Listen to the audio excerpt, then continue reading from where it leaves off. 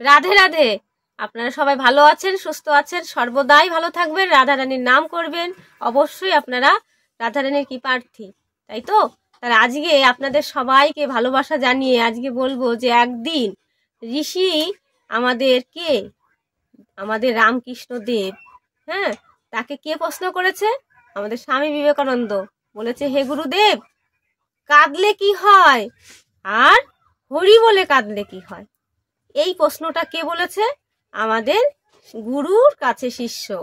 তাহলে আজকে আমরা জানবো যে কাঁদলে কি হয় আর হরি বলে, কৃষ্ণ বলে কাঁদলে কি হয়। তাহলে দুটো কথা দুরকম হচ্ছে না?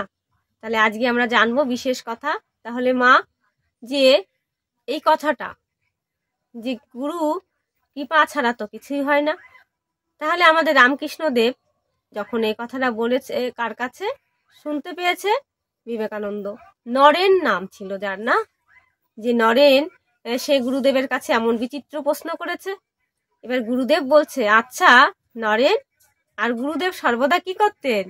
গালাগালি দিতেন, পাগল বেশে তিনি গোবিন্দের আরাধনা করতেন। বুঝেছেন? গালাগালি দিয়ে বলেছেন, সেটা তো আর আমি বলতে পারছি না, কিন্তু গুরু শিষ্যের কথা এত মধুর সম্পর্ক। তো বলছে, আচ্ছা নরেন, তোকে বলি, তুই একটা পেরেক নিয়ে আয়। তো বলছে, গুরুদেব আমার কথার সাথে কি এই কথা মিললো? আমি বললাম, হরি বলে কাঁদলে কি হয় আর শুধু কাঁদলে কি হয়, আর তুমি বলছো একটা পেরেক নিয়ে আয়, তুমি তো পাগল। রামকৃষ্ণদেব বলছে, আমি তো পাগল, পাগল না হলে গোবিন্দ ভজন হয় না। তাহলে সে গুরু যখন বলেছে অবশ্যই পেরেকটা নিয়ে এসেছে। এখন বলছে, নরেন শোন, তুই ওই পেরেকটাকে ভালো করে কাদা মেখে দে। তো বলছি, এই তো তুমি তো আরো মস্ত পাগল। হ্যাঁ আমি পাগল, তুই কি জানতে চাস? তাহলে কাদা ভরা। কাদা ভরিয়েছে। আচ্ছা নরেন, এখন আর একটা জিনিস আনতে হবে, একটু চম্বুক নিয়ে আয় তো। সেই পেরেকটায় তো কাদা মাখানো, এবার চম্বুক দিয়ে বলছে এটাকে একটু সংঘর্ষ কর, মানে স্পর্শ কর। তখন বলছে, গুরুদেব এটার সাথে তো মিলছে না, এই কাদার জন্য এটা আকর্ষণ হচ্ছে না। তো বলছে, আচ্ছা হচ্ছে না তাই না, তাহলে এবার কি করবি? ওই কাদাটাকে ধুয়ে নিয়ে আয়। পেরেকে যে কাদা মাখা আছে ওর জন্য তো চম্বুকটা স্পর্শ হচ্ছে না, ওটা ধুয়ে নিয়ে আস। তো ধুয়ে নিয়ে আসার পরে এখন বলছে, নে এবার দেখ কে কাকে আকর্ষণ করে, পেরেক না চুম্বক, কোনটা আগে করে। তখন ধরার সাথে সাথে ওই চুম্বকটাই পেরেককে সজোরে টেনে নিল। তাহলে তখনও বুঝতে পারছে না। আচ্ছা গুরুদেব, আমি বলেছি কি যে কৃষ্ণ বলে কাঁদলে কি হয় আর শুধু কাঁদলে কি হয়, এর সাথে কি মানে হলো? বলছে, শোন, এই যে কাদা পেরেকে লাগানো ছিল তখন কি চম্বুকের সাথে ঘর্ষণ খেয়েছিল? না। তাহলে বলল, যদি তুমি এইভাবে নিজের জন্য কিছু করো তাহলে তো কাজ হবে না। ওই রকম কাদা আমাদের হৃদয়ে লেপা আছে, কলুষতা আমাদের আছে।